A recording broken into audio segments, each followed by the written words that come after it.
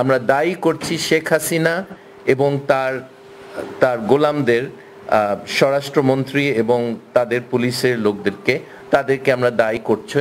এবং আমি আপনাদেরকে জানাচ্ছি যে এদের বিচার হবে, সবগুলির বিচার হবে, উপরের থেকে নিচে সবার বিচার ইনশাল্লাহ বাংলার মাটিতে আমরা করব, নিশ্চিন্ত থাকেন। সরকারের মতিগতি, তারা এই যে সাধারণ মানুষ, নিরস্ত্র মানুষের উপরে আক্রমণ করাটা যে একেবারে উপরের থেকে এটা এসেছে, এটাও আমরা ধারণা করতে পারি। আমি শেখ হাসিনাকে ব্যক্তিগতভাবে দায়ী করি এবং স্বরাষ্ট্রমন্ত্রীকে, এবং আমি আশা করি তাদের বিরুদ্ধে আইনি ব্যবস্থা এই ধরনের ঘটনার জন্যে একদিন ওদের বিরুদ্ধে আনা হবে।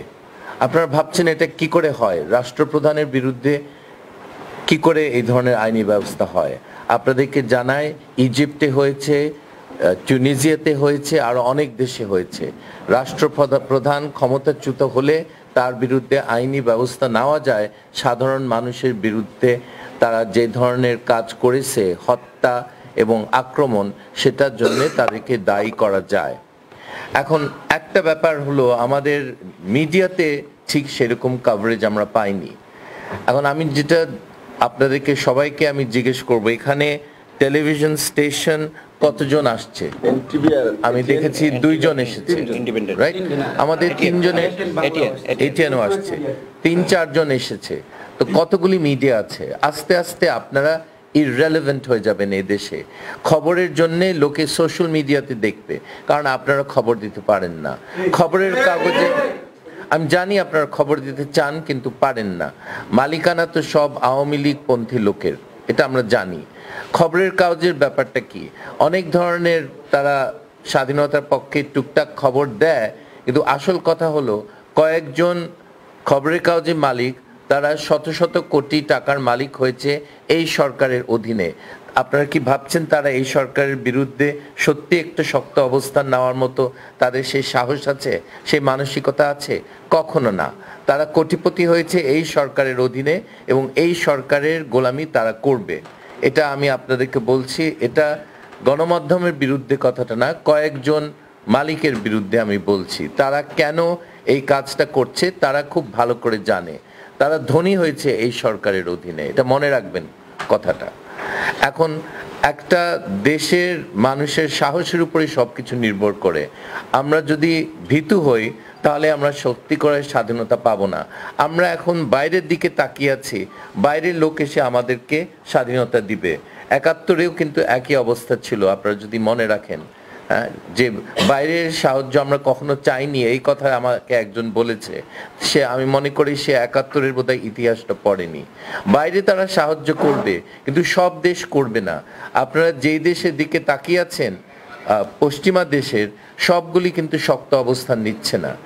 আমি এটা নিয়ে আমি আরো বিস্তারিত বলবো ইংরেজিতে, কিন্তু তারা কিছু সংখ্যক দেশ তারা তাদের বাণিজ্যিক এবং অর্থনৈতিক সুবিধার জন্য তারা এই সরকারকে সমর্থন করেছে, সেই জন্য এই সরকার টিকে আছে। এটা হলো সত্য, ওকে? আর আমরা ঠিক রাস্তায় নামলে কি হয় আপনারা দেখছেন, নিরস্ত্র ছেলেদের উপরে তারা কিভাবে আক্রমণ করেছে। তারা ভয় পায়, ডেফিনেটলি আমাদের দলকে ভয় পায় এবং ভয় পাওয়া উচিত, কারণ আমরা স্বাধীনতা চাই, মুক্তি চাই, যেই জিনিসটা তারা কোনো মতে এই দেশকে দিবে না। ভয় পাওয়া উচিত আমাদেরকে। আমরা একদিন দেশকে স্বাধীন করব, দেশকে মুক্ত করব, এটা এরা বুঝে গেছে। কিন্তু এখনো তাদের মধ্যে যে রাগ আমাদের উপরে তারা মিটিয়ে নিয়েছে রাস্তায়, এটার জন্যে আমরা প্রতিবাদ করব এবং আমরা যে কোনো বাদ আমরা অতিক্রম করে আমরা জনগণের দাবি এই সরকারের সামনে, দেশের সামনে আমরা তুলে ধরব।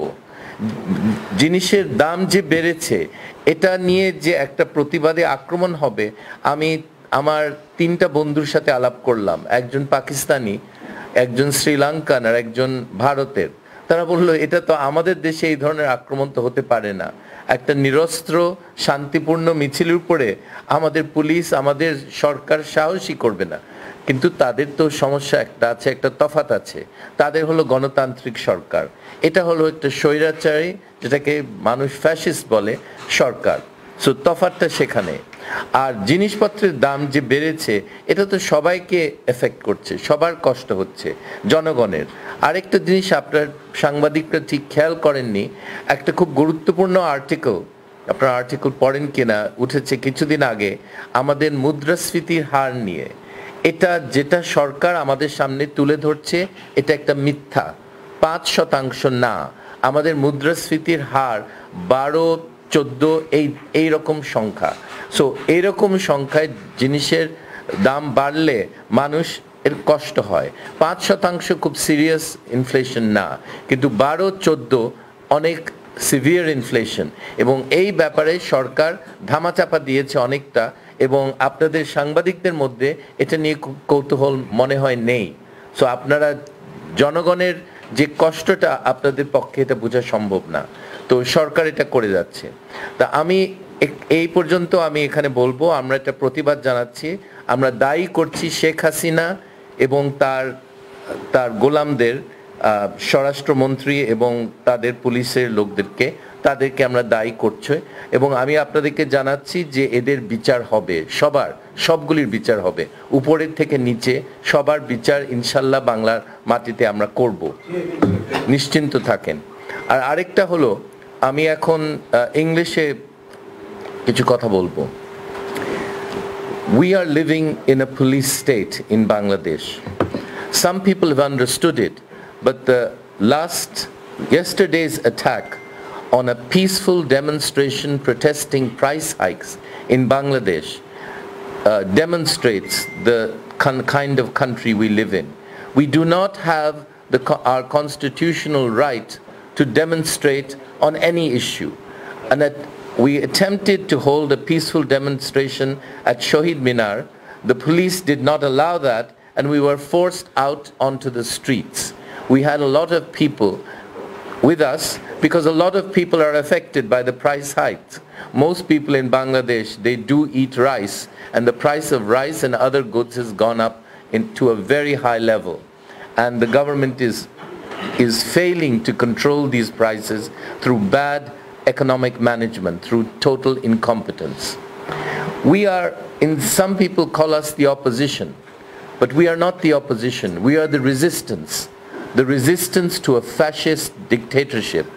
Just like in France, when France was occupied by the Nazis, the people who fought against the Nazis were called the resistance.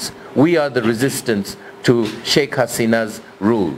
Her family's rule has ruined this country in two different historical episodes. And I believe that this one will be remembered as the one that has done most damage to the country in the long run. Different countries of the West have taken different lines. Only one country has taken a solid line defending the human rights in this country. Let us admit that. There are people who are pro-American or anti-American. That's irrelevant. The truth is, only the United States has taken a strong line on the violation of human rights in Bangladesh. There are other countries, Western countries, very well-meaning, who deplore violence, who deplore election rigging, who deplore vote fraud, but do nothing about it. They deal with a fascist, illegal regime. They deal with them quite happily for commercial purposes. One government, for example, a representative told me, we prefer constructive engagement. Constructive engagement with whom? With terrorists, with murderers, with torturers, with looters of the country? What constructive engagement do you expect? And we completely condemn those countries that take this soft role towards this illegal regime. All countries of the world should recognize this is a pariah regime, just like North Korea, just like Myanmar. Myanmar, of course, they're wearing military uniforms. Here they are not. They're using the military uniforms of other people and police uniforms to control the country. But they are just as bad in their own way as Myanmar and North Korea. They wear a democratic mask, but it's just a mask. And everyone by now, after 12 years, we know that. They have appointed a group of election commissioners that we have no confidence in, putting 300 names of Awami League party loyalists into a bag and then picking out a name doesn't make the name clean. They are all beholden to the Awami League, and we cannot trust them to fulfill their duty, their constitutional duty to the nation. We just cannot trust these people, and that's the main thing. Unlike all the democratic countries that surround us, I mean, even Nepal is democratic. Nepal, Sri Lanka, Maldives, okay, India, Pakistan, all of them are democratic countries. The shame is we are not. And in all of those countries, the government, before the election commission is announced, has consultations with the different opposition parties. This is normal, this is democratic, this is accepted, except in Bangladesh. In Bangladesh, a dictator rules. She and her family and her cronies, business cronies, are looting this country, and we will oppose it every place we can find. They will not give us a place to stand. We will stand in the streets. Any area that they allow us to stand, we will oppose them, and we will continue to oppose them. No compromise with these criminals, and that is what I call them. The criminal police that they use, the criminal Chhatra League, which should be banned as a criminal and terrorist organization. Those who have enlisted their names in the Chhatra League, we will definitely identify them as criminals, not just in this country, but internationally. Wherever they go, they will be identified as criminals. They will not get away with it. They think that they can go to Canada, set up a new life there, and become clean. It won't happen.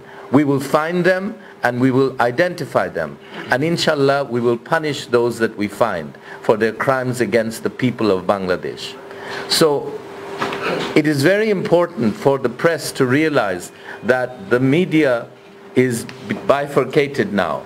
There's the controlled press, which many of you represent, and despite your best efforts and your courage, you're unable to put forward the truth. And then there's the uncontrolled press, the social media. The social media will dominate the future of the media in Bangladesh. All of you have figured this out. The reason is we cannot be sure that even in the future any government will try to control the press, because they have the levers to control the press, to reward the press, to make businessmen who control the newspapers and television stations, we can make them rich. Any government can make them rich, and they are always in their hands. So honest journalism is severely threatened by the Awami League. And in the past, also, there were very few papers that stood up to one-party rule during Bakshal. Very few newspapers. The one newspaper that stood up, I think, was called the Azadi. The Azadi's copies have been removed from all libraries. All the copies of the Azadi newspaper have been systematically destroyed.